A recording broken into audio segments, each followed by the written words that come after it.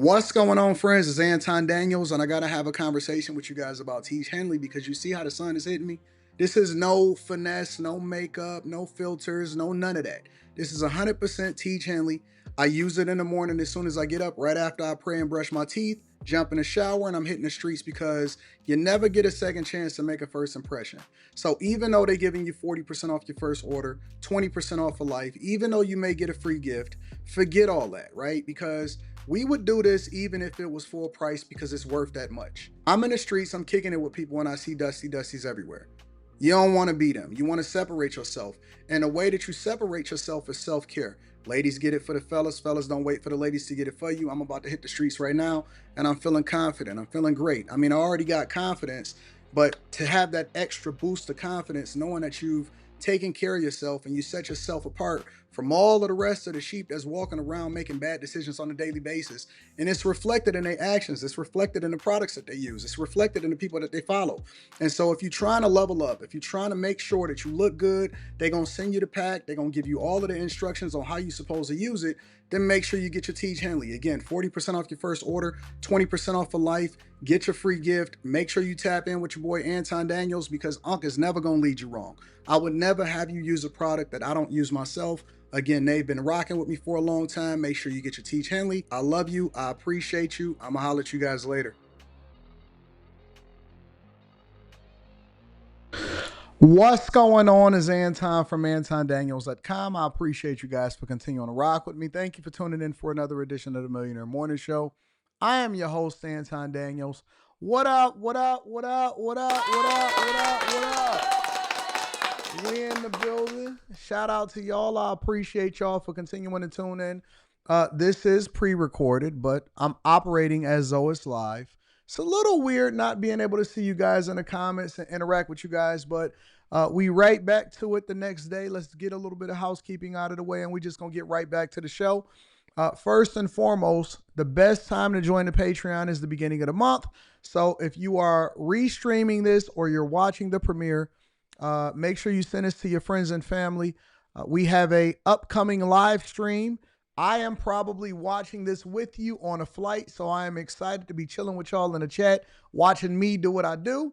But in addition to that, I do appreciate y'all. I want to let y'all know that you do not go uncelebrated every single day. I have always appreciated everybody that has been rocking with me since the beginning, those that found me towards a little bit of where I am right now, and those that are just discovering me. Thank you. Thank you. I would appreciate it if you hit a like for the algorithm.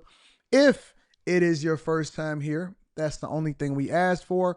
In addition to that, if it's your second time here, you should already be subscribed regardless of whether you agree with me or not, because you know we are the most entertaining morning show, and we put the medicine inside of the candy. And then third, again, make sure you guys tap into the Patreon. I also want to give a shout out to the sponsor, Tiege Hanley.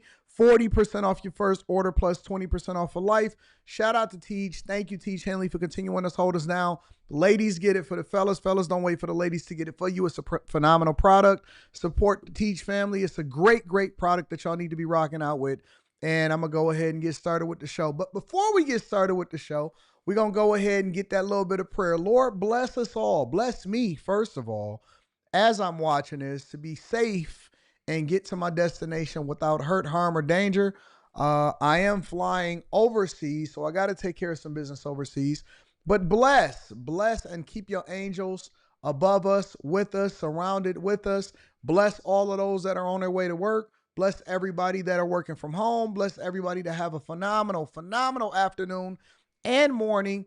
And don't fumble the bag. We love you. We appreciate you. We ask for everything in Jesus' name. All right?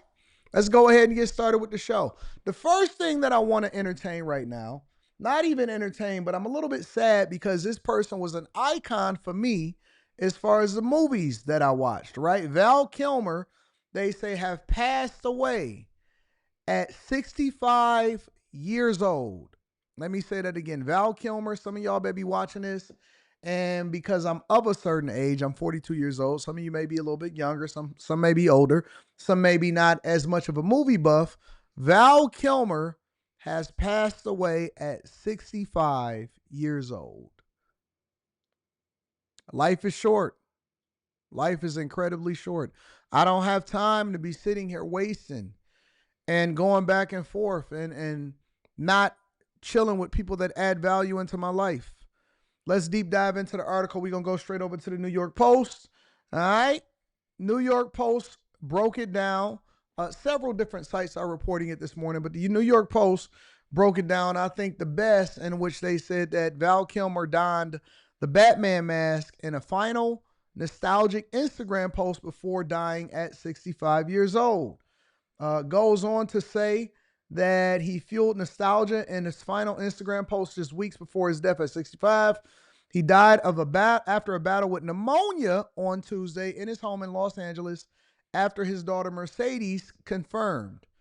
In a video shared on his social media account, Kilmer could be seen sitting next to a painting he made of Batman, which served as one of his most successful roles in his decades-long career. Yo, don't let me go out like this, man. Let me go out peaceful.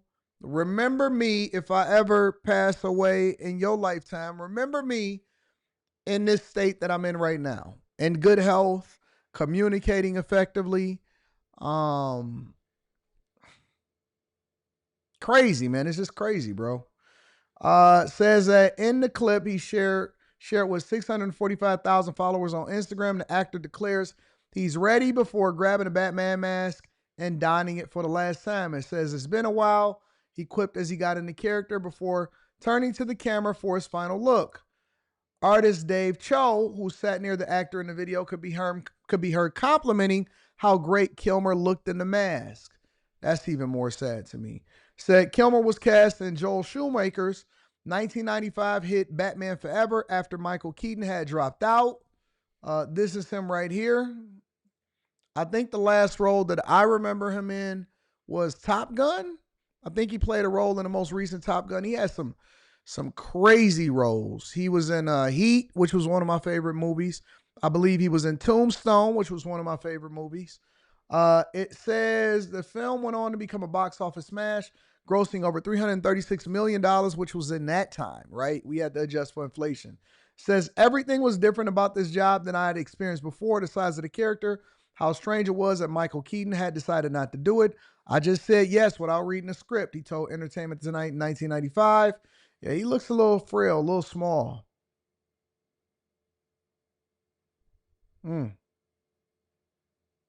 Kilmer showed his fans a painting he made of Batman, which served as one of his most successful roles. This was him. And it's crazy how things look different back then versus, how you age. All of us age. You can't defeat time. In his final social media post he shared over a week ago, he unveiled one of his last artworks. He uploaded for purchase on his website. Man, it's crazy. Comment section of the actor's final post was flooded with tributes from heartbroken fans following the news of his death. Rest in peace, Val, one fan wrote. Thank you for your art, your heart, your spirit, your boldness, your depth, your humanity. Thank you for being a part of my childhood into manhood. From real genius to top secret, top secret and everything in between. You are part of my and many others' fondest memories. I don't even like seeing him in that state, to be honest with you. Added another thank you for making my childhood so much fun with Real Genius, Thunderheart, and The Ghost, and The Darkness. And, of course, Top Gun and Batman. Rest in peace, Val. You were my introduction to Batman. Thank you for art. So, yeah, man, ladies and gentlemen, Val Kilmer, one of my favorite actors of all time, has officially passed away after a bout with pneumonia. They also said that he had cancer. I believe he had throat cancer. Let me see if I can find that a little bit before I move on to the next thing. I believe he had throat cancer, if I'm not mistaken.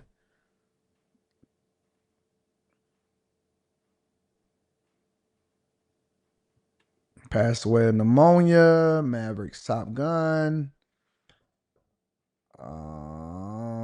Yep. His daughter, Mercedes Kilmer, told New York Times he died of pneumonia on April 1st. He was diagnosed with throat cancer in 2014 and later recovered. But I don't think that he had a speaking role inside of Maverick, right? Top Gun Maverick. Kilmer made his final appearance in the film 2022's Top Gun Maverick, a sequel to 1986 classic.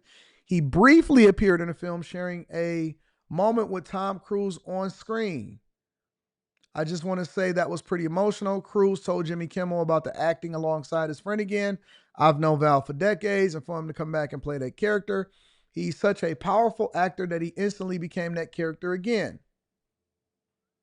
I hate it when these people become a shell of themselves, though. You know what I'm saying? I don't like seeing them when they're broken down. I like remembering them in their best state. And I know that we all age, but like seeing them right here, it's not the same as seeing them inside of the movies.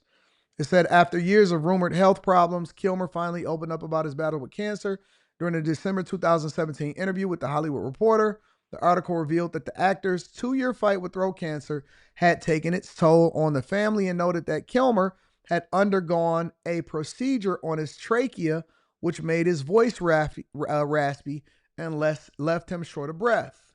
His health issues first became apparent in January 2015 when a spokesperson told people that Kilmer was rushed to the hospital for a possible tumor. Soon after, he took to Facebook to deny having a tumor, saying only that he had a complication. Further rumors were repeatedly shut down by Kilmer, who was spotted out with a tracheostomy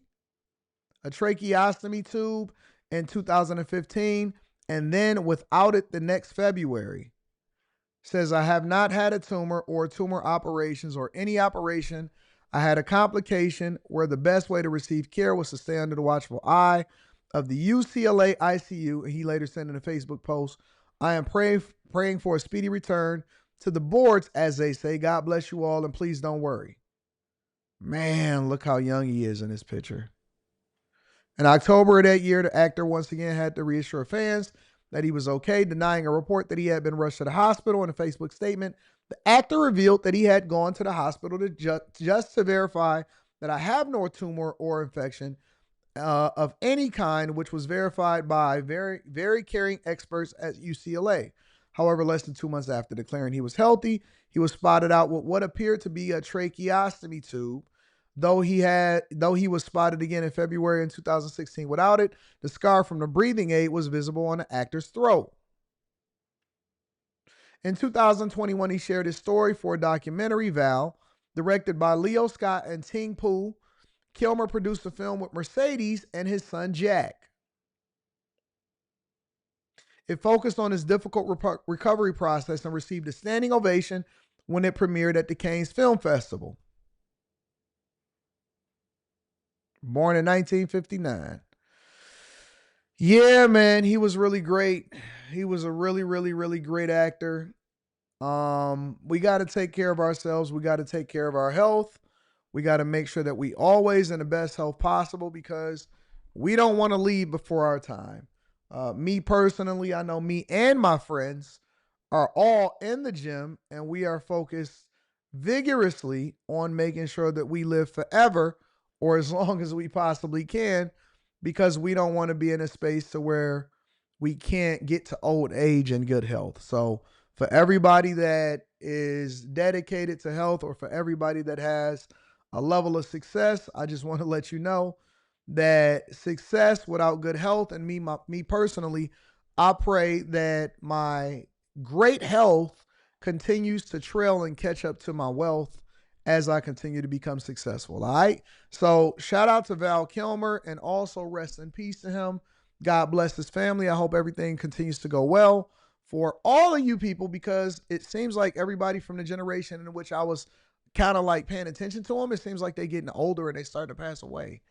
It's just crazy. But anyways, make sure you guys hit a like for the algorithm, subscribe to the channel, and turn on your notifications. Let's go over to the next thing. I want to get over to Florida and Wisconsin.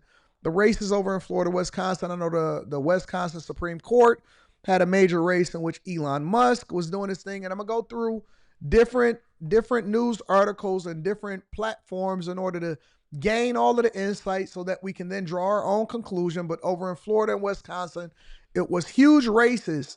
And I don't believe that the races was huge because it was actually going to transform anything that we've seen on a national level. However, I think that it was a important milestone because often at times the party that loses the majority of the races in a major election and in the off elections, often at times those parties are more successful, but at the same time it's a litmus test. That's what they say. It's a litmus test for how well the current administration is doing, even though it's less than 100 days in. All right, so let's go ahead and get to it. Again, make sure you guys hit a like for the algorithm, subscribe to the channel, and turn on your notifications. Let's first go over to Florida, in which Randy Fine was the person that won Florida on the Republican side. Check it out. This is a Fox News alert, a crushing blow for Democrats who had hoped against hope. The Associated Press has called Florida's 6th district race for Republican Randy Fine, and in minutes, the polls will close for Florida's 1st congressional district. In 1 hour, the polls will close in Wisconsin's pivotal Supreme Court race between radical Susan Crawford and conservative Brad Schimmel. The judge race will decide whether the Wisconsin districts get redrawn. They're going to try to gerrymander Wisconsin to remove 2 Republican seats. And as you know, the House is currently Republican by a razor-thin margin, which means that losing this judge race has a good chance of causing Republicans to lose control of the House. If you lose control of the House, there will be nonstop impeachment hearings. You bet there will be. Joining me now, Byron York, chief political correspondent for the Washington Examiner and a Fox News contributor. Also with me, Ned Ryan, founder and CEO of American Majority. Byron, now this will impact the control of Congress, undoubtedly. Elon Musk didn't get involved in this for nothing. No, as a matter of fact, there's a lot of talk about abortion in Wisconsin. That's a very big deal, so I don't want to downplay that. But redistricting is really huge. Right now, the Wisconsin congressional delegation is 6 Republicans and 2 Democrats. And Democrats really, really, really want to change that. Cases are going to come, redistricting cases are going to come before the Supreme Court, and that's where a Democratic, we know this is nonpartisan, but a Democratic victory would really help them. Ned, people think Supreme Court race, state, doesn't matter. And Republicans have historically not turned out to vote in these elections. But, man, between Scott Presler, Trump's robocalls, and Elon Musk, I mean, if Republicans pull out a victory here, all 3 of them deserve the credit for it. Yeah, and I would add there's some really great Wisconsin donors who have put a lot of money into it. And we've been up there, actually, Laura, with American Majority Action, about 2 million voter contacts the last couple of months. But this is a national referendum. The left kind of stole a march on us. We thought it was going to be a $50 million race total, turned into a $100 million race, about 60 million of that for Crawford, and about 77% of her donations are out of state. So the left fully understood what this was about. If they win, if they keep the majority in the state Supreme Court, get to redraw and get 2 more seats, and kind of turn it into a referendum on Trump in total. So I think it's going to be close. We were hoping for at least a 2.3 million turnout to give Schimmel a chance. He's got to be up 30,000 votes going into Milwaukee before they count the Milwaukee votes. So I think it's going to be razor thin. Right now, though, I think he's down by a couple points. Minutes ago, Brad Schimmel conceding to Susan Crawford, a race watched all across the nation, drawing millions of dollars in campaign spending. Let's get right to 12 News political director Matt Smith with those numbers tonight. Guys, an incredibly early night. The Associated Press calling this race for Susan Crawford, and this is a reason why. Susan Crawford with 55% of the vote, a 10-point lead with 82% reporting statewide. She's a 184,000 vote lead across the state. $100 million plus pumped into this campaign. Liberal donors, George Soros, Illinois Governor J.B. Pritzker backing Susan Crawford. Republicans, Elon Musk. George Soros and J.B. Pritzker on the Democrat side, billionaire and billionaire families. Obviously, J.B. Pritzker is of Illinois. He is the governor over there in Illinois. And then on the Republican side, in which I'm guessing that the Republicans or the people that vote conservative over in Wisconsin, they didn't take it as serious as the Democrats, or maybe they didn't show out because they had already felt like they had done enough during the election in November 5th.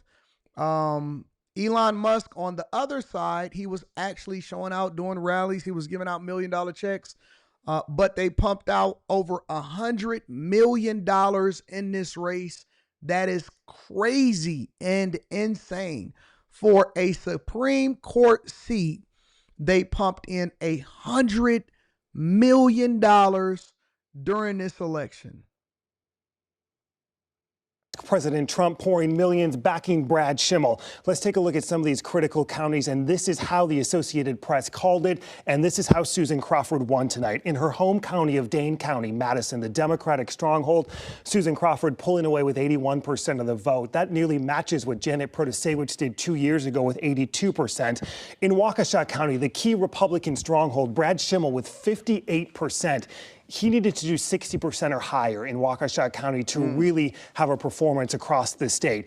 Other key parts of the state tonight that we're watching, Northeast Wisconsin. That was a critical part that President Trump won and Janet Protasewicz won 2 years ago. When we look at Winnebago County, home to Oshkosh and other cities like that, Susan Crawford leading there 53 to 47. She absolutely trounced Schimmel him. really needed to win that county. Other counties across southeast Wisconsin, Ozaukee County, once a Republican stronghold, Democrats seeing some gains in that county. Brad Schimmel with a 53 to 47% lead with 69% reporting. The notice is that gap. Brad Schimmel just ahead by some 2,000. And let's bring it home to Milwaukee County where we are tonight with Susan Crawford with 73%. Well, we know where Milwaukee County was going to be because it is historically a Democrat stronghold. And he needed to make a huge inroads into that in order to be able to win this race. And there was no way that he was going to win this race without it. So. Of the vote with 72% reporting. Still absentee ballots out. That, though, only is going to add maybe about 30,000 to Susan Crawford. There's about 50,000 votes that are being counted still tonight as we take a look at the statewide picture with 82% in at 10:04 tonight. Susan Crawford with a 10-point lead. Something neither of these campaigns saw coming in terms of just the sheer numbers, the 184,000 lead across the state. Guys, there's going to be a lot of talk in the coming days about what all this means, what this means for the state Supreme Court, what it means for national implications, the referendum on President Trump and Elon Musk. But as for tonight, Wisconsin voters, it appears, coming out in record numbers, turnout across the state in red counties and blue counties, all up for a spring election. Absolutely. And it would be nice if more people actually got involved with local politics as much as they did with national politics. And I don't know if that just comes with visibility or what, but the Democrats showed out and they showed up for this particular election. Here's another look at it from CBS News and how they seen it.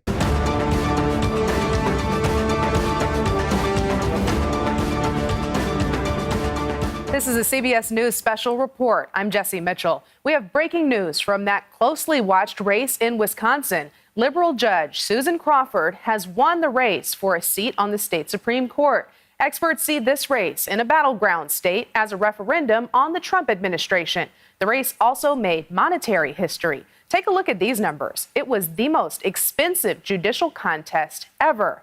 Let's turn now to CBS News Elections and Surveys Director Anthony Salvanto. Anthony, what do you make of the results of this? Big story here is turnout. That's maybe what all that money did, right? I'm going to show you this, and I'm going to sort of emphasize this number up here. Looking at... I got to get one of these whiteboards, bro. I have to get one of them immediately.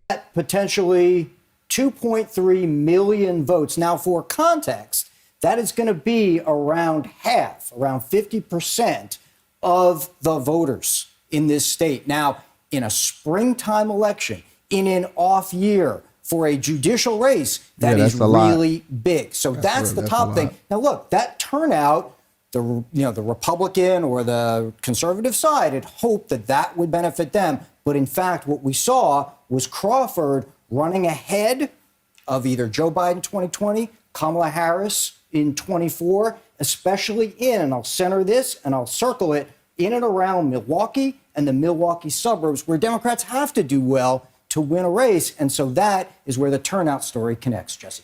So it's amazing that 50% of voters turned out for this. How did that play out in the margins that you're seeing and that divide? We saw consistently the Democratic counties performing at high turnout levels, one after another. And then we saw what happened was when you compare the Crawford numbers to those past races, to those, say, Kamala Harris races, what you saw was at least a point or two, if not more, where her performance was better than what we expected and than what you would have seen in the past. And that's a pattern that leads to a victory. So we saw Republicans. You can tell by the way that the Republicans was talking on Fox News that it wasn't going to be a good thing in the first place. And so they tried to subsidize the campaign by infusing a lot of money in there. But when you don't have people that are enthusiastic about showing up, that's really what it is, right? It's galvanizing your base to ultimately show up at the polls to support whichever candidate you think makes the most sense for the party.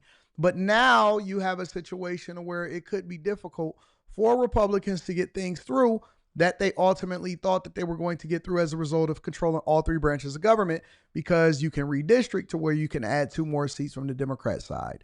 But it's galvanizing the base and it's getting people to show up. I personally don't understand why you can't get people to show up in the off-season cycle or the local elections as much as you do for the national election. I know the national election tends to be a lot more galvanizing again, but at the same time, what's more important is the local elections. It's the off-season elections. And they spent upwards of over almost $100 million for this race. And that shows you how important it is. Republicans and Democrats pouring a lot into this race. We looked at those numbers just a second ago. What does that tell you about the importance of this race to the Trump administration, to the future of our elections? Yeah, people are going to take this and look, any off-year election, there's always the risk of making too much out of it, right? So with that as a caveat, what happens is people are going to say, okay, which part of the base can be activated and when? And, Democrats will probably take a lot of heart from this, that they can activate those parts of the base. The cautionary tale is that before the 2024 election, they did that in a lot of elections too. So it doesn't necessarily foretell what happens in the midterms, but it definitely speaks to, we saw a lot of the influence of Elon Musk here. We saw a lot of course, both parties concentrate a lot of money in, and all of that seems to have panned out. Very good. What interest does George Soros have in all of these elections? Why is his hand so heavy when it comes to investing in and pumping money into these elections and controlling what happens in these elections? I know what happens on Elon Musk's side, and I know how it is that he stands to benefit, or, how he continues to align with the Trump administration. But why is George Soros, somebody give me some insight inside of the chat, why is George Soros so heavily involved in impacting what's going on in these elections? Very interesting results there, and that does maintain the liberal swing on the Supreme Court for that state. We want to turn to senior White House and political correspondent Ed O'Keefe, who has been covering this race, speaking with both candidates. He joins us now on the phone. So, Ed, we saw Elon Musk giving out million-dollar checks, wearing a cheese head hat to rally Republican voters. Why does he care about this race so much? Well, he and many of the other wealthy people who gave from out of state are concerned about the fact that this state court could conceivably in the next year or so redraw the congressional district lines in a state where you have a handful of competitive races. You're also likely to see the court consider some issues regarding abortion rights, labor rights, environmental policy as well. So there was reason for all comers. In this case with Musk, he sued the state of Wisconsin in January over a law that basically bars automakers like his Tesla from directly selling to customers. And instead you have to use a franchise auto dealership. Yeah, so how that works, and the reason why it's important for them, or for a lot of these states like Elon Musk, to want things to pass, is not just what happens on a political landscape, but also how it directly affects and impacts his own businesses, such as Tesla. Here in Michigan, we used to have it, and I'm not sure if it's still like that, because you could just literally go and pick it up straight up from the service center / dealer. And they don't have any high pressure sales or anything like that. You're still purchasing it online. I recently purchased a Cybertruck, and the process was I basically did everything through the app, including the insurance and the payment and all of that stuff. And then I just went and picked it up from the service center that was literally right up the street.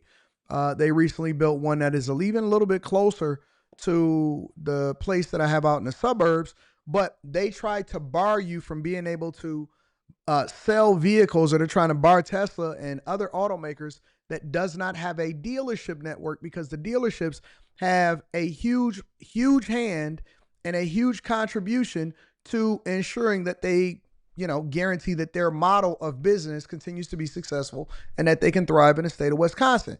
The same thing used to happen in Michigan. And so when I bought my Model Y a long time ago, which we've now traded that in, and obviously we got the Tesla, the Cybertruck.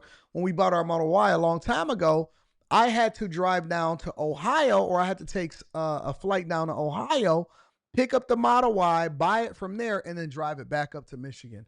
I believe that has changed now, but over in Wisconsin, it's still a stronghold, a liberal stronghold, and those dealership networks absolutely capture and control a lot of what happens as far as what's going on legislatively over in Wisconsin.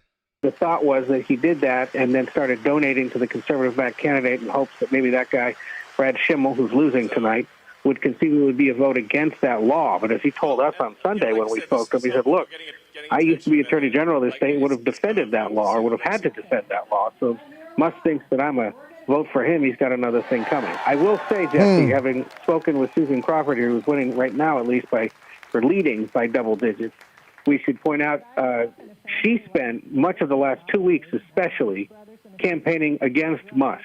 Not really even talking about Brad Schimmel. Of course, because he's the hot topic. But inviting the fact that the wealthiest man in the world was running against her, or trying to stop her. That seemed to work for her tonight. So there could be a lesson here for Democrats elsewhere. If you see Musk get involved, or you want to use him as essentially the whipping boy, the guy to run against, the antagonist, it could work in other competitive races in traditionally battleground states. So she was able to successfully defeat him, and there you have it as far as the important race over in Wisconsin. It didn't even get a lot of visibility until over the last couple of weeks. And then really leading up to it, again, you had a lot of out-of-state money that was playing a role in what was going on in the politics in Wisconsin, and the Democrats somehow, some way defeated it on the backing of J.B. Pritzker and obviously George Soros. So that is what's happening over there in Wisconsin. Make sure you guys hit a like for the algorithm, subscribe to the channel, and turn on your notifications. Again, I appreciate everybody that continues to support the platform. Let's pivot for a second and talk about Liberation Day. Liberation Day, ladies and gentlemen. Liberation Day is the day that Trump has designated April 2nd. He didn't want to do it on April 1st because he was saying that it could be taken as an April Fool's joke, which I played a couple of them myself. I'll talk about it on our next live stream. But Liberation Day, ladies and gentlemen, is the day that Trump has designated as when tariffs will start to go into effect to ensure that we are protecting American workers and we are protecting American industries and bringing back manufacturing back to the United States of America, while at the same time closing a trade deficit that we have with other countries. All right. Make sure y'all hit a like for the algorithm, subscribe to the channel, turn on your notifications. This is Carolina, House Speaker, not the House Speaker, the press secretary, breaking down the importance of Liberation Day. And then we're going to go over to Trump and see what he has to say. Looking ahead to tomorrow, April 2nd, 2025, will go down as one of the most important days in modern American history. Our country has been one of the most open economies in the world, and we have the consumer base hands down, the best consumer base. But too many foreign countries have their markets closed to our exports. This is fundamentally unfair. The lack of reciprocity contributes to our large and persistent annual trade deficit that's gutted our industries and hollowed out key workforces. But those days of America, beginning tomorrow, being ripped off are over. American workers and businesses will be put first under President Trump, just as he promised on the campaign trail. The president's historic action tomorrow will improve American competitiveness in every area of industry, reduce our massive trade deficits, and ultimately protect our economic and national security. President Trump's economic vision is rooted in common sense. America will offer companies the lowest taxes, energy costs, regulations, if they make their products right here in the United States and hire American workers for the job. It's simple. If you make your product in America, you will pay no tariffs. We have already seen a number of the largest companies in the world respond to this economic approach. For example, Project Stargate, led by Japan-based SoftBank and US-based OpenAI, and Oracle, announced a $500 billion private investment in the United States-based artificial intelligence infrastructure. Apple announced a $500 billion investment in U.S. manufacturing and training. NVIDIA announced it will invest hundreds of billions of dollars over the next 4 years in U.S.-based manufacturing. And the Taiwan semiconductor manufacturing company, TSMC, announced a $100 billion investment in U.S.-based chips and manufacturing.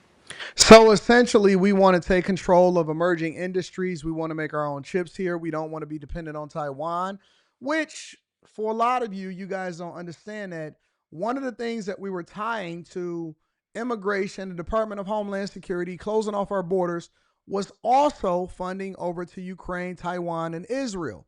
Well, a lot of people never asked why Taiwan was so big. It's because we were interdependent on them for chips and manufacturing, and we wanted to stave off the possibility of China then taking advantage of and taking over Taiwan. So ultimately, we were fighting a bunch of proxy wars to prevent other countries from catching up and taking over and having a greater impact on what's going on in their own technology. But more importantly, Liberation Day is a day that basically we are placing tariffs on any product that comes into the United States of America from other countries, but we don't benefit from it. That's really what it is. If we don't and we can't benefit from it, then why are we doing it? Why are we doing it to enrich other nations? Why are we not requiring for them to do the same thing that we are doing for them, right? Why do we have to partner with them in order to build products over and sell products over into their country? But they mandate, including China and other countries, they mandate, and just because they've been doing it for a long time doesn't mean that it's right, mandate that we partner with them, mandate that we pay tariffs, mandate that we do certain things and meet obligations to be able to do business in their country. And that don't even have anything to do with exporting to their country. They can dump all of their steel, dump all of their aluminum that is subsidized by their governments. They can ship in all kind of parts and basically get rich off of American consumers, but don't have to invest anything inside of the United States of America, while basically destroying other businesses that are here because we can't compete when it comes to price, and also taking into consideration that we have to pay a much higher wage because this is the thing that is being mandated by a lot of unions. We've seen Sean Fain talking about it with regard to the UAW yesterday. And so we have a lot of regulation, a lot of red tape, a lot of these industries that are being hamstrung and prevented from being able to grow and also service American customers. And you know how America is. You know how we are. We're not loyal. We're not loyal at all. We don't even believe in supporting the American worker, even if it affects your own cousin, your own brother, your sister, your husband. We don't care about supporting American workers anymore. That's not even a thing.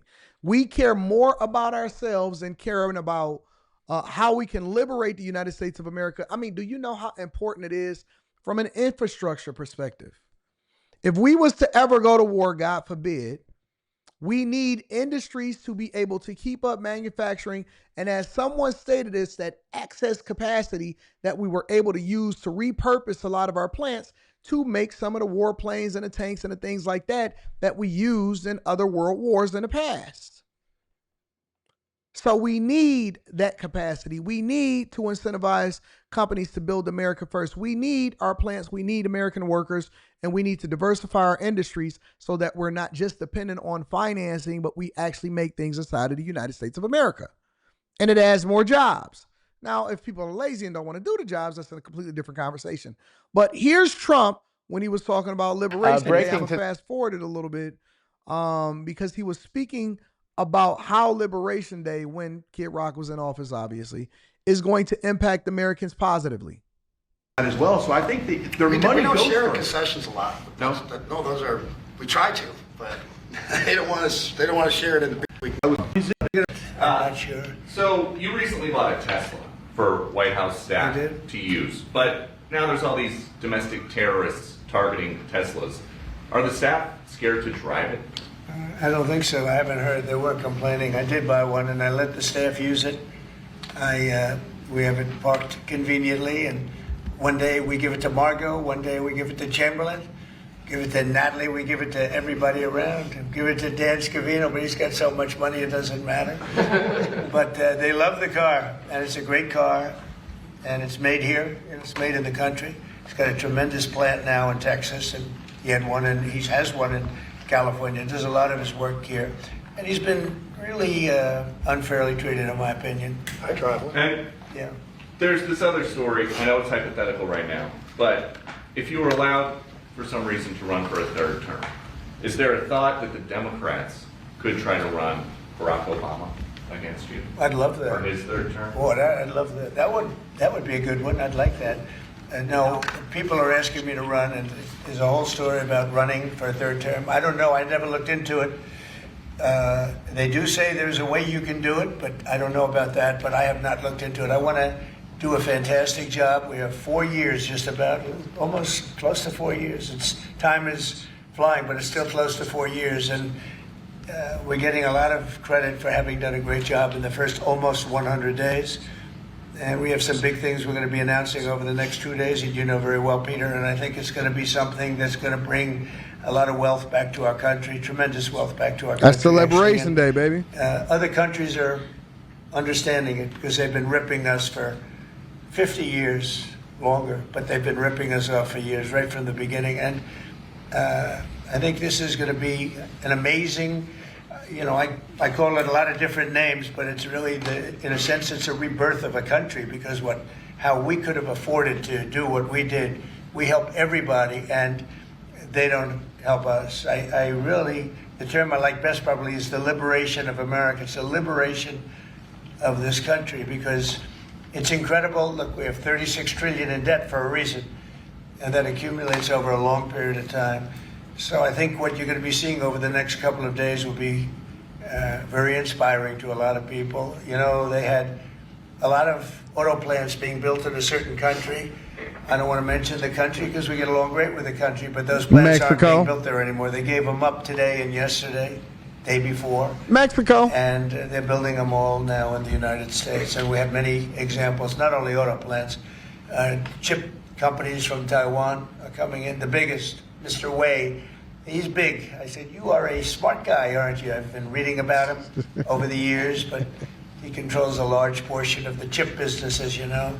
You don't get smarter. They're going to be investing too. This is Mexico. It was Mexico. Mexico, and you know how dumb Mexico was? Let me tell you how stupid Mexico was. Mexico was making so much money selling to American consumers and basically allowing for other countries to come and build and assemble their products and then ship it into the United States of America, trying to avoid the tariffs that they were getting, like China. And then Mexico on top of that, and I don't know if they just thought that Biden was just going to win no matter what, or Kamala Harris was going to win. They were staking all of their bets on that. But Mexico then was like, yo, other countries don't also have to just build here. They can also send people here to then get inside of the United States of America and basically run over and overrun their country with illegal migrants. How stupid do you have to be to do that? How stupid do you have to be as a country to already have an advantage, a massive, massive advantage when it comes to all of these companies taking advantage of what you got going on? And so they built this manufacturing base down there in Mexico. And then on top of that, they didn't just build it down there in Mexico. They also said, all right, well, we're going to let a whole bunch of migrants come over into your country. That's most of them not even from Mexico. $300 billion, Apple's investing $500 billion. They always built their places in China. Now he's building here. I think because of India. You speak to Tim Cook because of the election, but maybe more importantly because of the tariffs. He's got really an obligation to do it. But we have many, many companies that you haven't even heard of. But I think we'll be at $5 trillion very soon. And if you think about this, we've never been anywhere near that. I don't know if we've ever been at $1 trillion. What do you mean by that? We're 500. What do I mean by trillion? 5 trillion. What are you referring to, sir? I think that we're going to be at $5 trillion of investment. I think you're going to have investments very shortly. We're already 3.5, and we have commitments, verbal commitments for a lot more. And numbers like that have never been done in this country. And it's going to get harder. This is in 2 months. It's really in less than 2 months, because since we've really gone out with it. And we have other interesting things happening. But to me, the whole tariff situation, and essentially they've done that to us for many years. So if we're anywhere near They built their $5 entire trillion in 2 months, manufacturing process. This could be numbers like the country's never seen. And every time you hear a dollar spent, that's another job, because the jobs are coming with it. So auto plants, chip plants, pharmaceuticals, lumber coming in. We have things happening in this country. I'm not sure that they've ever seen it. Steel, we have tariffs on steel. They've been here for a while. Steel and aluminum. Nobody's ever seen anything like we're witnessing now. Nobody's ever seen anything. Most of you agree with that. I mean, it's nothing much you can't agree with. We have things happening in terms of jobs and investment, the likes of which I don't think we've ever seen. If you look at, let's say, $4 to $5 trillion in a period of a month and a half, that's even more than you do with your concerts, which are always sold out, right? Nobody's ever seen numbers. And think of it, where Apple's at $500 billion, as I said, but they always used to spend that money in China. Now they're spending it here. That means they're going to build. Now, they don't have any tariffs. Remember, there are no tariffs if you do your product here, if you build whatever it is in the USA. One of the things we're also trying to get is if you buy a car that was built in the USA, you get a deduction on interest. So if you go out and borrow money to buy a car, if it's built in the USA, never been done before, it's a big deduction for people that really aren't used to deductions, frankly. Because people that buy cars like that are not big into the world of deductions. And now they're going to learn about deductions. So I think it's going to be great. Yeah. Wait. I didn't know this one. And this is why you got to listen to the full press conference and get into understanding exactly what Trump means on Liberation Day as far as the tariffs and also interest and deduction. So wait a minute. What he's saying is that you can get a tax break by writing off the financing that you've paid on these American-made vehicles, and you could write off the interest that you're paying. So every single month that you make your payment, especially in the early stages of people that finance cars, you can look at how much is going towards interest and how much is going towards principal. And he's saying that you're able to write off the interest? Interesting. You're going to move ahead with a universal tariff or different individual tariff rates on a whole variety of different. Well, you're going to see in 2 days, which is maybe tomorrow night or probably Wednesday. You're going to see, and they're reciprocal. So whatever they charge us, we charge them, but we're being nicer than they were. We have a lot of countries, friend and foe. I always say friend and foe, but the friend in many cases is worse than the foe. They took advantage of us, and we are going to be very nice by comparison to what they were. The numbers will be lower than what they've been charging us, and in some cases maybe substantially lower, but we sort of have a world obligation perhaps.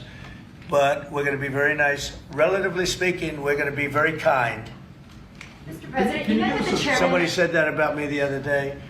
He said, who doesn't know me very well, they said, "You're such a kind person." And I said, "Say that again." He said, "You're a kind person." I said, "I've never heard that before." It was a weird statement. I was kind. Oh my God. God bless Trump. Trump I've ain't missing no opportunity. I've been called a lot of things, but it's himself. sort of a different kind of a word. It's like an old-fashioned word, isn't it? Mr. President, you met with the chairman of Stellantis today. Did he ask you for a pause on the auto tariffs? No. What was that meeting about? Just about some of the problems they have with the environmental, which we're going to clean up. Have any of the automakers... We're going to probably go back to 1920. If you look, we're going to go back probably to a 2020 standard.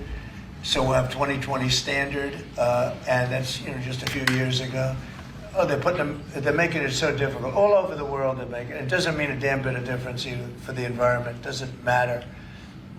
They make it impossible for people to build cars. So we're going to be doing much different. 2020 is a strong standard, but they've taken it to a level now that makes it very difficult to build a car. So we're going to be bringing it back to a standard that is a very good environmental standard, but it makes it possible to build a car. Have you heard any... Maybe Stellantis will bring back the V8 inside of the Dodge Charger and Challenger. Maybe they'll start throwing that V8, that 6.2 liter, 707 and 717 horsepower, and then when you throw in that red eye, it's 817 horsepower. So they got to do something. They got to do something about that EV. But ladies and gentlemen, Liberation Day will be here, and it's gonna rock out. And the tariffs are supposed to hit today. By the time that you start watching this, Trump is supposedly announcing tariffs on all countries when it comes to them importing their products inside of the United States of America or exporting their products. And we're importing products inside of the United States of America. Make sure you guys hit a like for the algorithm, subscribe to the channel, and turn on your notifications. Let's pivot and let's go straight into Doug Ford, which is Canada. Doug Ford is the premier over in Canada, and his response to Trump's tariffs is it's not going to be good for anybody. We love you over in America, but we're going to have to retaliate, and this is what they had to say. And I'm joined now by someone who's at the front lines of what is becoming a trade war between the United States and Canada, Doug Ford, who is the premier of Ontario. Mr. Ford, thank you so much for joining me. We appreciate it. You told reporters last week that you and top Canadian officials have prepared retaliatory tariffs for whatever President Trump announces tomorrow. Will the severity of your response depend on what you hear from President Trump? That's correct, Ryan. First of all, I always start off every interview saying Canadians love Americans. They love the U.S. I love the U.S. I spent 20 years of my life there. But yes, we're going to retaliate. We're going to retaliate appropriately, but hard as well. As I've always said, we have the two greatest countries in the world. Let's build an AMCAN fortress. You know, President Trump ran on growing the economy, creating jobs, and that's not going to happen. It's going to hurt the American economy. I don't call it Liberation Day for Americans. I call it Termination Day because there are people going to be laid off. Assembly lines will shut down. You can't just cut off your largest customer in the world, and that's Canada. And we're at a fever pitch right now in this country as my American friends are just going on their daily business every day. There's 40 million Canadians that are ramped up, literally going down retail shopping aisles, looking to see what's made in Canada, what's made in the U.S. I've never seen anything like it. And you said, sir, that you spoke to Commerce Secretary Howard Lutnick about what to expect for Ontario tomorrow, and that he didn't even know. What does that tell you about how the way the administration is handling all of this? Well, I'm not too sure how the administration's handling this. Sometimes I wonder, do they really not know? Or are they just blowing smoke? I think a lot of them really don't know. At least the senators and governors and Congress women and men, they aren't too sure what's going on. And to be very frank, we aren't too sure. So let's see what happens on tomorrow, April 2nd. The market's going to respond negatively. These are people's pension funds. Americans will be hurt. And that's the last thing I want to see. I want to build a strong AMCAN fortress to protect Canada and the U.S. We have the critical minerals, we have the energy, we have the potash and the uranium, and the list goes on. And there's no one else I'd want to sell to more than our greatest allies and friends in the entire world. Well, that's cool. But again, I think that we need to make sure that we're not subsidizing the economies of other places. And I don't care if they are to our north. The problem is that we are losing American jobs and they are going over to, and it is basically making sure that other economies such as Canada thrive. That is the real major issue, honestly. It's not just that there's a trade deficit. It's not just that we are partners and they up to the north. None of that really matters. The problem is that, and again, it's not just Canada, it's everywhere, is that everybody has been taking advantage of American consumers. We have basically been robbing Peter to pay Paul. We have a trade deficit that is $37 trillion. And we need to make sure that since we are the biggest consumers, that we are buying American or we are charging them tariffs so that we can generate more revenue over here in the United States of America. That's just the facts. That's just the facts. They keep saying that we partners. listen, if this is what friends look like, then I don't want enemies.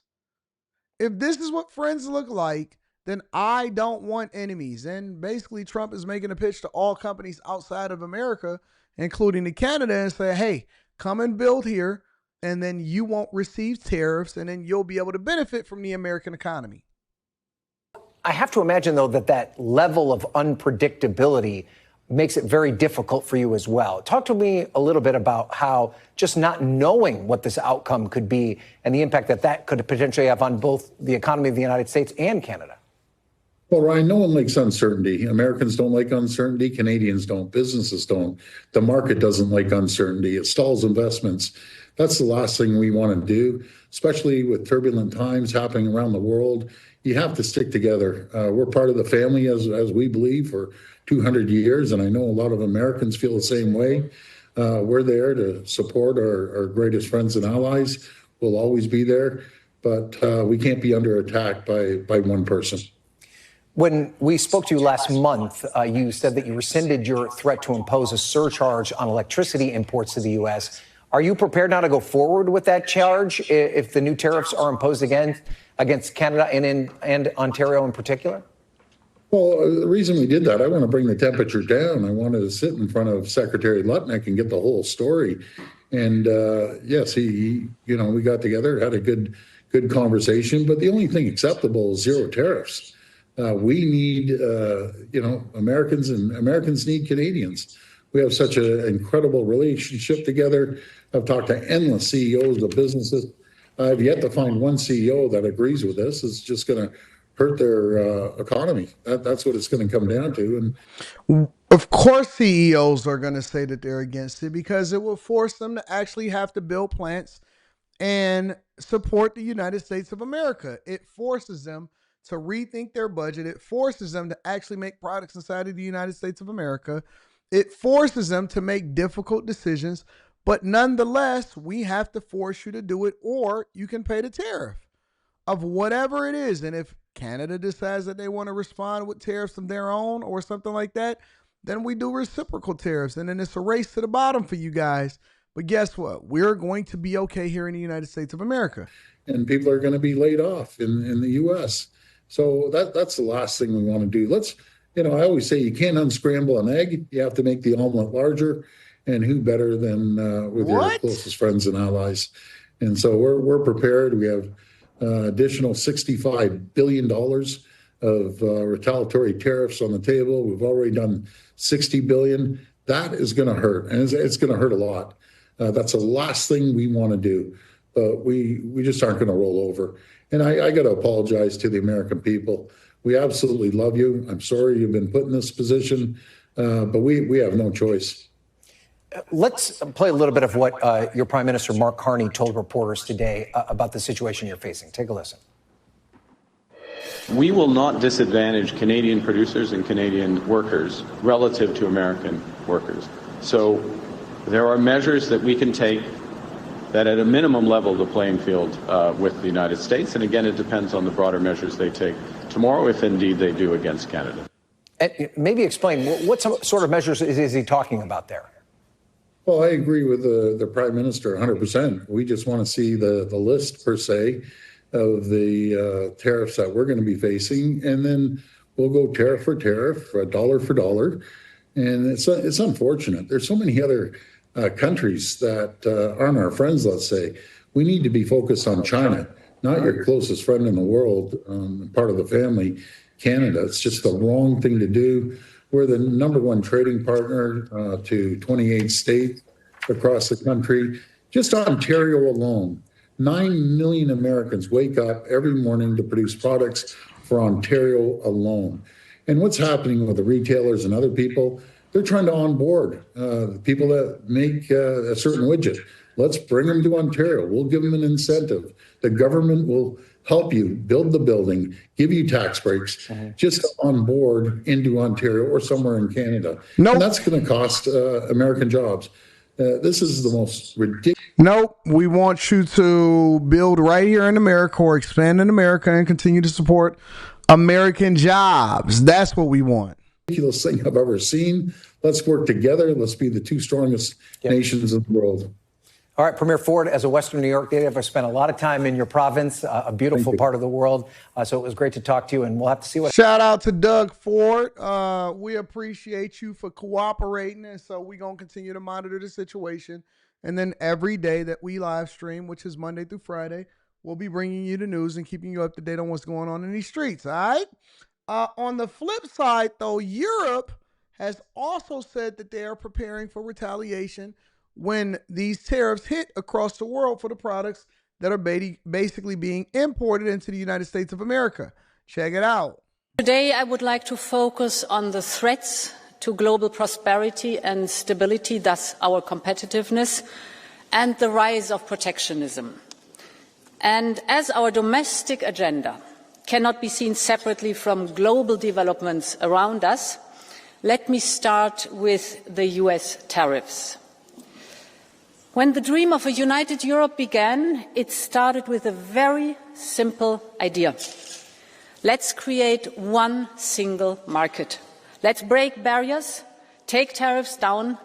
That is what made us strong. Because our companies grew, and so did the ties that bind us together. And then in the same spirit, we worked with partners across the world, including the United States. We built strong connections that we believed were unbreakable, and trade brought more than prosperity. It brought the idea of a shared way of life. And with commerce, our partnership has also grown. Countless are the friendships across the Atlantic. And because of this collective experience of the last, almost 75 years, so many Europeans feel utterly disheartened by the announcement from the United States. Let me be clear, Europe did not start this confrontation. We think it is wrong. But my message to you today is that we have everything we need to protect our people and our prosperity. We have the largest single market in the world. We have the strength to negotiate. We have the power to push back. And the people of Europe should know that together we will always promote and defend our interests and our values, and together we will always stand up for our Europe.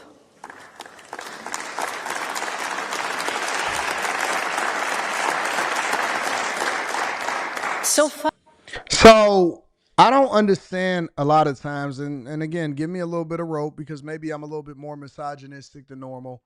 Why do these countries elect female leaders? And nobody is scared. Nobody is scared. Nobody is afraid. Nobody thinks that, oh my God, whatever it is that Europe has to offer that we don't already manufacture it here in the United States of America, or we're going to do without. But basically, Europe is just saying that, listen, we want to stand up to this. We don't necessarily agree with the tariffs. Of course, you don't agree with the tariffs because we are the ones that are subsidizing the world. And so they are saying that they are preparing to retaliate with tariffs or fines of their own against the Trump administration or the American people. The U.S. administration has announced a 25% increase of tariffs on imports of steel and aluminium, cars and car parts. The next sectors facing tariffs will be semiconductors, pharmaceuticals and timber. And tomorrow we expect another announcement with so-called reciprocal tariffs that will immediately apply to almost all goods and many countries in the world.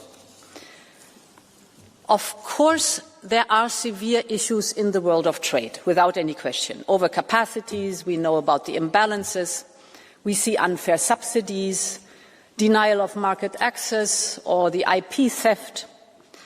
And I hear Americans when they say some others have taken advantage of the rules. Now, do you understand what I'm saying? When she's saying IP theft, that means that we then have to partner with somebody inside of your country to make sure that you guys can also bolster and build your own companies instead of just taking the products that we give you or take the products that we sell you and then be able to develop or compete on your own. No, that's not what they do. What they do is they steal. They charge you a fine. They make sure that if you want to do business over in their country and in their economies, that you have to partner, and then they then steal your intellectual property while doing it, and then help themselves to continue to develop and become powerhouses of the future of their own.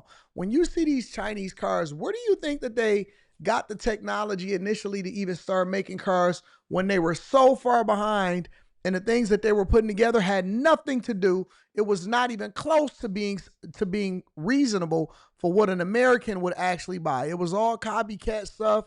They did not know how to engineer cars correctly. They did not know how to engineer trucks correctly. It was absolutely abysmal. And so not only did we subsidize the economy, not only did we build them up to be a powerhouse manufacturer, not only are people trading on the United States of America and saying, hey, listen, no, man, I want this car. Let's bring it over to the United States of America. Not only is that happening, but they are also finessing the United States of America for a long time. And this is exactly what she's speaking to. I agree. We also suffer from it. So let's work on it. But tariffs across the board make things worse, not better.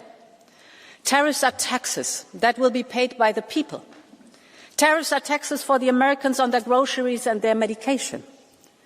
Tariffs will just fuel inflation, exactly the opposite of what we wanted to achieve. American factories will pay more for components that are produced in Europe. This will cost jobs. It will create a bureaucratic monster of new customs procedures.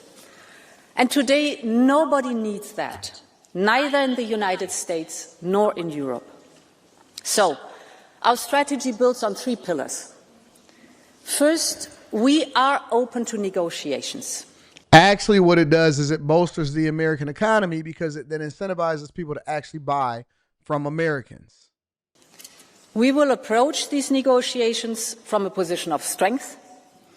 Europe holds a lot of cards, from trade to technology to the size of our market. But this strength is also built on our readiness to take firm countermeasures if necessary. All instruments are on the table.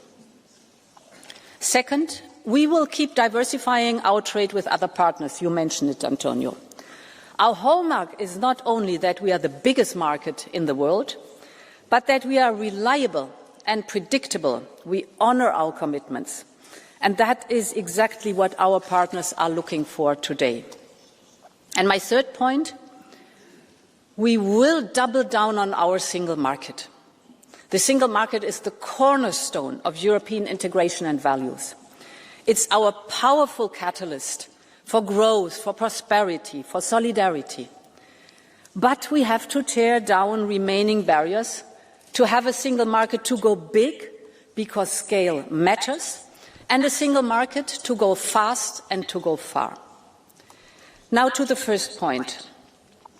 Our immediate response to tariffs is unity and determination.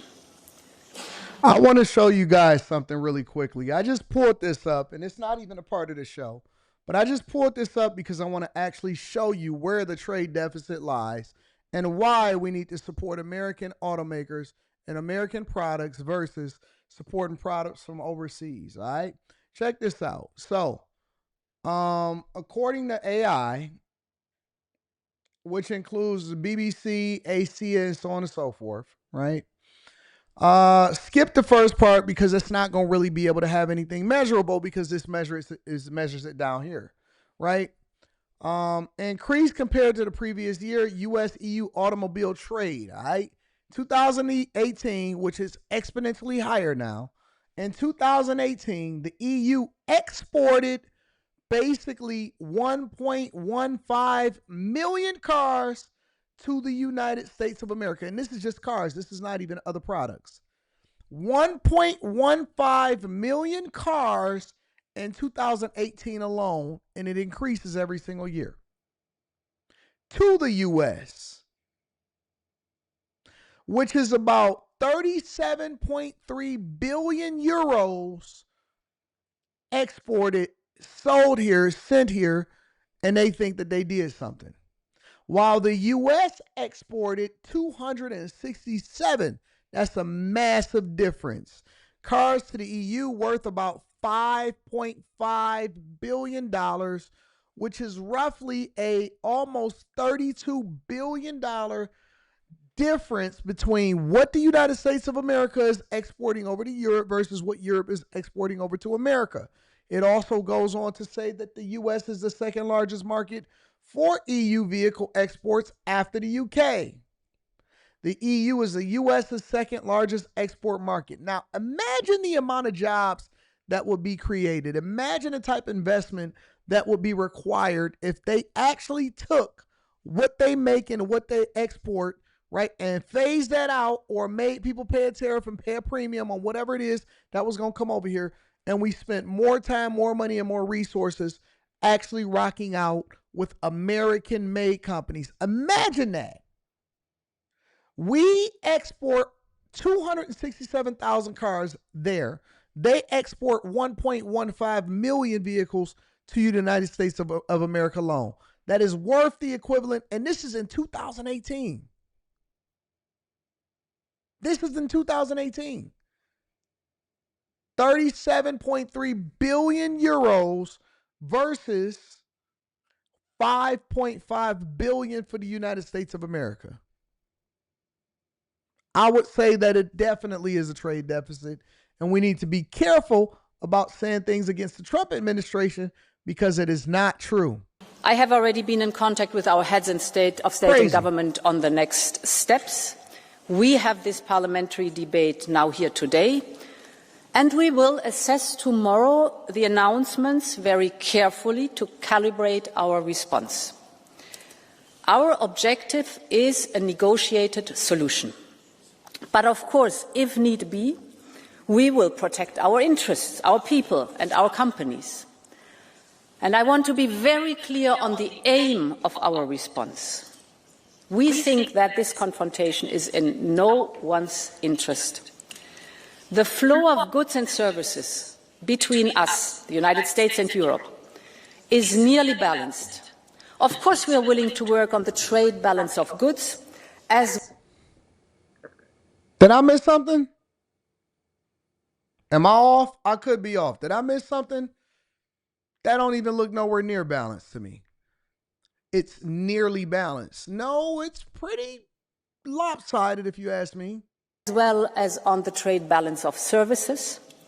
This is the largest and most prosperous trade relation worldwide. We would all be better off if we could find a Canada said the same thing. Basically, they all just taking advantage of the United States of America. Constructive solution. At the same time, it also has to be clear. Europe has not started this confrontation. We do not necessarily want to retaliate. But if it is necessary, we have a strong plan to retaliate, and we will use it. The second element of our strategy is diversification. Trade goes to where the business case is.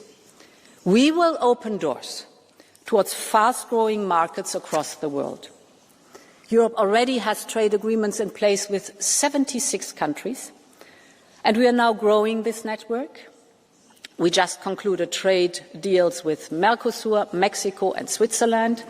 We launched the first ever clean trade and investment partnership with South Africa. We aim to conclude a trade agreement with India by the end of this year.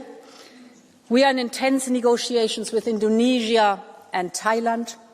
And later this week, President Costa and I will head to Samarkand for the first ever summit between the European Union and Central Asia. Europe has always been a trading continent. So let's connect with the beating hearts of the global economy. Our message is clear. Europe is reliable, Europe is predictable, and Europe is open for business. Congratulations. But a simple search and a little bit of research would tell you that we are the ones that are catching the bad end of the stick. And Trump has been trying to warn us for a long time that we no longer make anything inside of the United States of America that the rest of the world wants, but they taking advantage of our dollar and our people and our proprietary technology. And she even admitted it in the beginning of her speech. So what are we to do? Are we to just sit there and let them to continue to take advantage of us while we continue to run up a trade deficit? Absolutely not. Absolutely not. We are going to buy American first, and we are going to diversify our own economy by making sure that we build things inside the United States of America. Make sure you hit a like for the algorithm, subscribe to the channel, and turn on your notifications. Again, I want to implore you guys by saying that the best day to join a Patreon is the beginning of the month. It is an awesome, awesome Patreon. We have a live stream coming up, and then we also have the meetup that is going to be coming up soon. So, all right, I implore you guys to come and make sure you tap into the Patreon. Link is in the description. Let's pivot for a second and let's talk about layoffs. All right. One of the big stories right now is layoffs. Obviously, we all know that layoffs is happening everywhere, but it's really, really being impacted when it comes to the federal government. I've even seen a lot of people talk about the contracts that they are losing as a result of layoffs. Make sure you guys hit a like for the algorithm, subscribe to the channel, and turn on your notifications. I want to share a couple different clips with you guys and then break down what's happening. And we begin with the Bay Area federal employees suddenly finding out they no longer have a job protecting the health of Americans. Good evening. I'm Ryan Yamamoto. It was an emotional day in San Francisco as people received early morning emails saying they were fired. Others simply unable to access the building when they showed up for work. Our Kara St. Cyr spoke to workers and how they're now trying to figure out how they're going to put food on the table. Kara. Gonna have to get a regular private Ryan, job. Workers told me that the atmosphere in this building had been anxiety-ridden for days. While they definitely knew that there was a chance there could be cuts, they didn't expect it to come so soon. So they were shocked when they opened their emails this morning to a letter notifying them that they had been let go.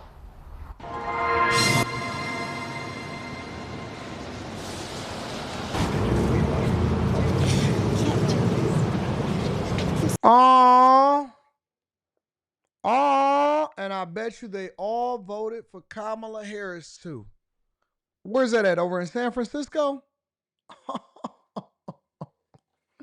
And don't worry, I am sympathetic to the people that are getting laid off, but let's be clear.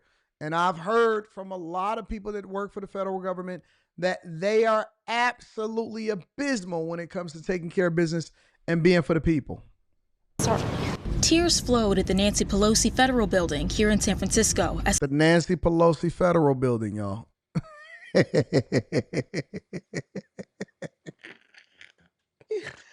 Oh my God. Let me be a little bit more empathetic. I see they crying and they hugging over in the window next to the plants. Several hundred federal workers learned they'd been Nancy fired. Pelosi Federal Building. We're still kind of shocked.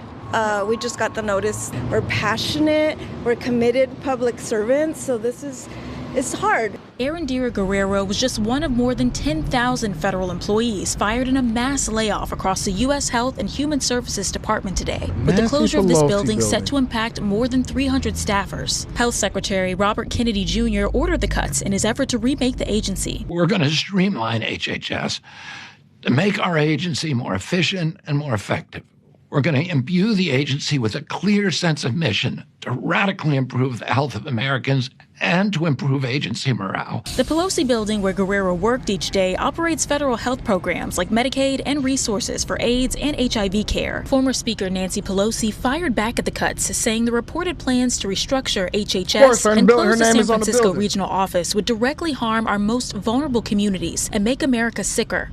Tyler Tamir, the executive director of the San Francisco AIDS Foundation, says the cuts send a clear message. It still causes extreme fear.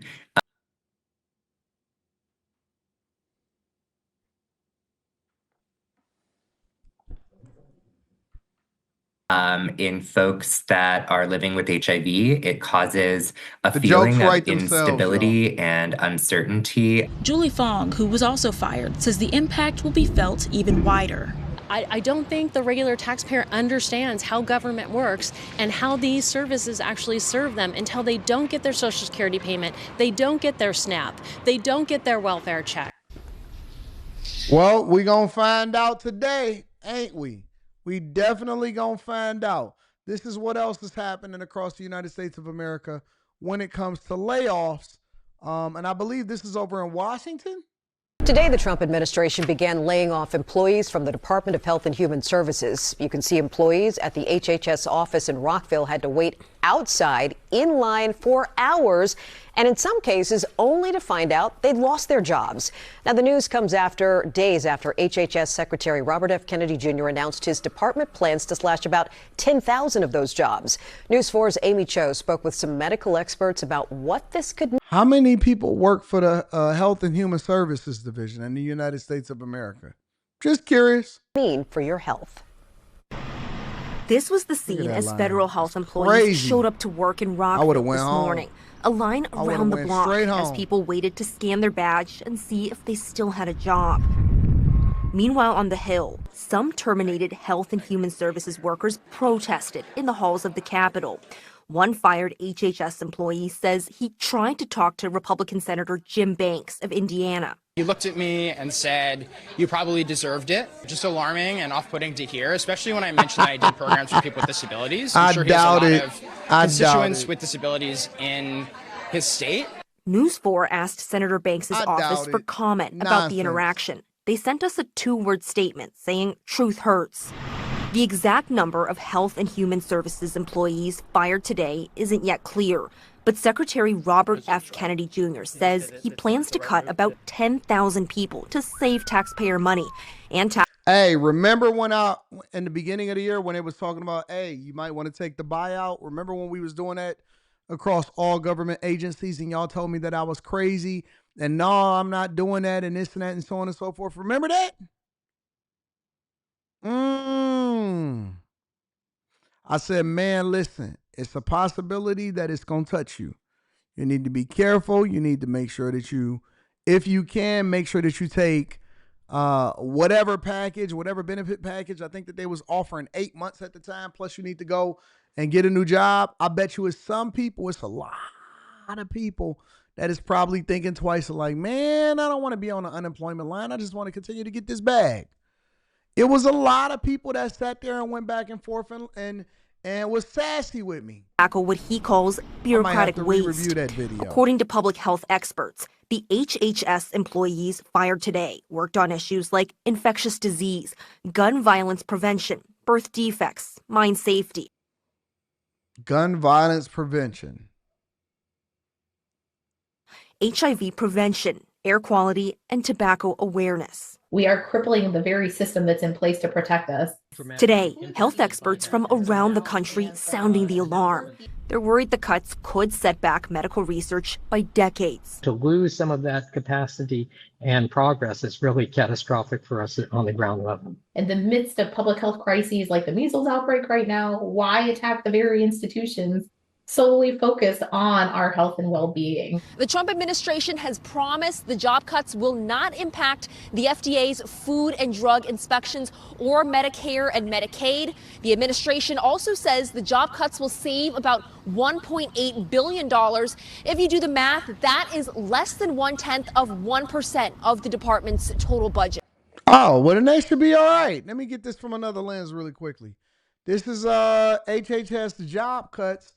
And San Francisco, another view from the Nancy Pelosi building. Sobering day for thousands of employees at the U.S. Department of Health and Human Services, now run by Robert F. Kennedy Jr. They woke up to the news that their jobs have been eliminated, including 300 people working out of the federal building in San Francisco. The latest wave of layoffs linked to DOGE, President Trump's Department of Government Efficiency. Here's NBC Bay Area's Sergio Quintana. Some are calling this a sign of the times. Health and Human Services employees walking out of their offices with shopping bags or boxes full of their personal items after learning their job has been eliminated. Many of those we spoke to today say this announcement is a shock. This actually was my dream job. So if you see, I brought a plan. I settled in. I was planning to stay here and retire in this job. We found by email very early in the morning. But employees couldn't show us. She was planning on staying there and retiring from that particular job. That is a lot of confidence, because a lot of people just was going over to the federal government and they would just work there for the rest of their life, get student loan forgiveness after 10 years and rock out. That email because they've already been locked out of their federal email just accounts. Like the regular people. Just to no heart. There's just no sense to it. My computer was turned off. I didn't get to sign what I was supposed to sign. It's just total chaos. The employees we talked with tell us that they worked for federal programs serving some of the poorest Americans in several states, territories, and Native American tribes across the Southwest and Pacific. According to Speaker Emerita Nancy Pelosi's office, there are more than 300 HHS employees housed at the agency's San Francisco office. All of their jobs have been eliminated. They serviced an array of programs, including food assistance and welfare programs like SNAP and TANF, Head Start. Yeah, I think that it's time to start eliminating all of the handouts that we see being given to the United States, being given within the United States of America. A lot of that stuff actually went over to illegal migrants. So make sure y'all hit a like for the algorithm, subscribe to the channel, and turn on your notifications. I didn't want to be before you guys long. I just wanted to give y'all a little bit of something to hold y'all over before we get back to our live streaming on Thursday. But I do thank you guys for tuning in. I do thank you guys for continuing to hold me down. And hopefully I continue to add value into you guys' lives. Everything goes on without a hitch. Nothing changes. I love you. I appreciate you. Make sure you hit a like for the algorithm, subscribe to the channel, and again, make sure you tap into the Patreon. The link to the Patreon is in the description, as well as pinned to the top of the chat. I love you. I appreciate you. I'm going to holler at you guys later. Peace.